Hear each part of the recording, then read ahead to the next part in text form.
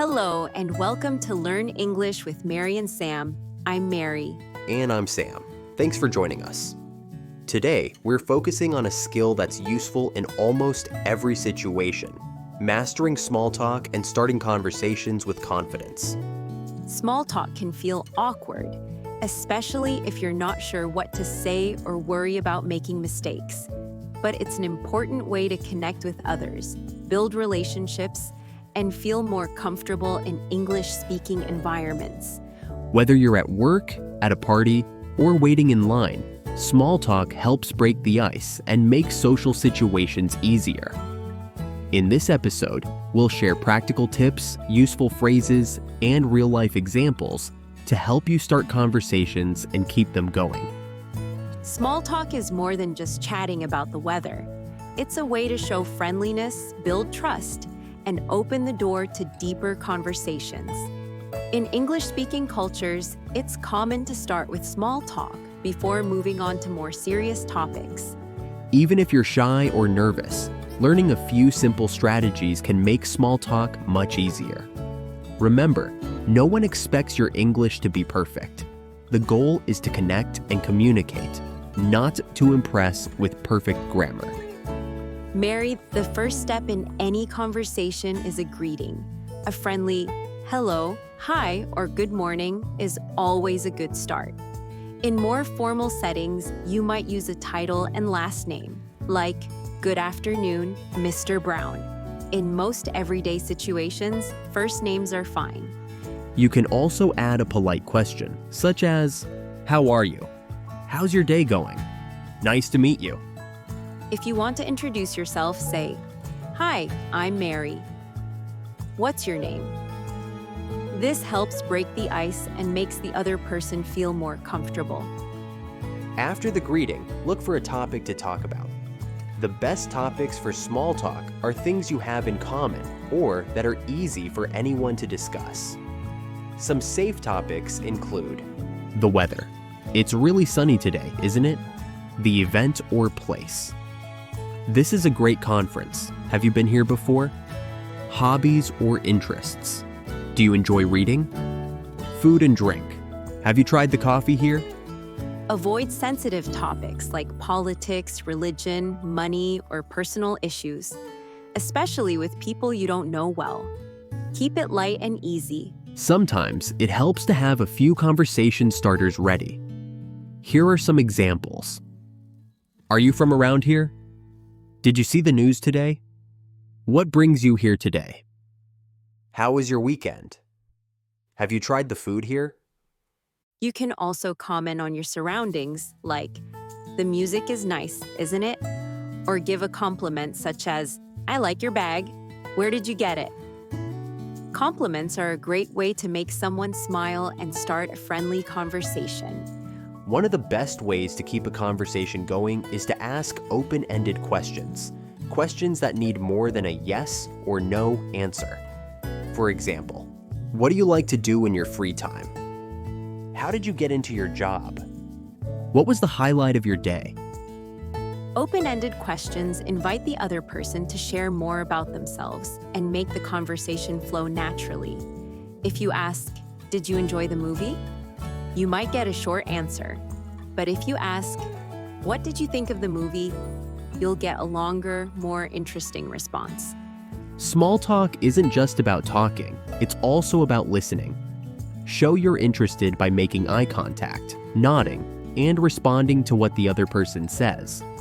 You can say things like, "That's interesting." "Really? Tell me more." "I see what you mean." Ask follow-up questions based on what you hear.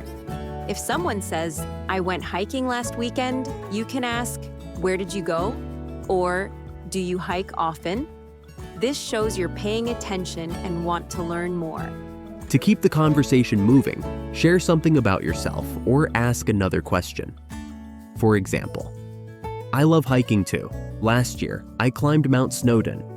"Have you always lived in this city?" "That sounds like a great way to spend the weekend." Remember, small talk is a two-way street. Don't just talk about yourself. Give the other person a chance to share their thoughts and experiences. Knowing how to end a conversation is just as important as starting one. Try phrases like, "It was great talking with you, but I need to get going." "I've enjoyed our conversation.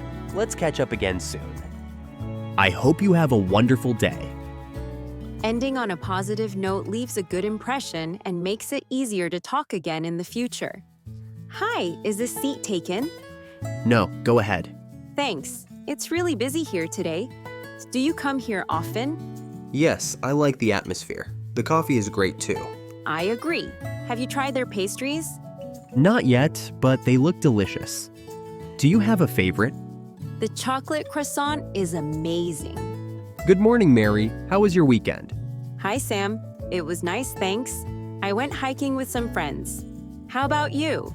"I just relaxed at home and watched a movie." "Have you seen anything good lately?" "I watched a documentary about travel. It made me want to plan a trip." "Hi, I don't think we've met before. I'm Mary." "Nice to meet you, Mary. I'm Sam. "How do you know the host?" We used to work together. What about you?" "We're old friends from university." In English-speaking countries, small talk is a normal part of daily life. People expect a little friendly conversation before getting to the main topic. It's a sign of politeness and helps build trust. Remember to keep a comfortable distance, about an arm's length, when talking to someone new. Also, avoid interrupting and let the other person finish speaking before you respond. Humor can be tricky, so use it carefully until you understand the local style. And always stay friendly and polite, even if you're nervous. Let's go over some common mistakes English learners make during small talk. Talking only about yourself without asking questions. Choosing topics that are too personal or sensitive, like age, salary, or politics. Using only closed questions that stop the conversation. Overusing filler words like or like. Forgetting to listen or interrupting the other person. Jumping straight to serious topics without a warm-up. If you don't understand something, it's okay to ask for clarification. Say, "Sorry, could you say that again?" Or, "I'm not sure I understood. Can you explain?" Here are some phrases you can use in different situations. "Hi, how are you today?" "Nice weather we're having, isn't it?" "What brings you here?" "Have you tried the food here?" "Do you live around here?" "What do you do for work?" "How do you usually spend your weekends?" "That's interesting. Tell me more." "I'd love to hear about your experience." "It was great talking with you. Hope to see you again soon." For practice, try starting a conversation with someone you see regularly, maybe a neighbor, a classmate, or a colleague. Use a greeting, ask an open-ended question, and listen actively. You can also write a short dialogue or record yourself practicing small talk. Focus on using greetings, conversation starters, follow-up questions, and polite endings. Let's recap the main points. Small talk is about making connections and being friendly. Start with a greeting and a simple comment about your surroundings or a shared experience. Use open-ended questions to keep the conversation going. Listen actively and respond with interest. Avoid sensitive topics and keep the conversation light. Practice will help you feel more confident over time. Thank you for joining us on Learn English with Mary and Sam. We hope you feel more confident about starting conversations and making small talk in English.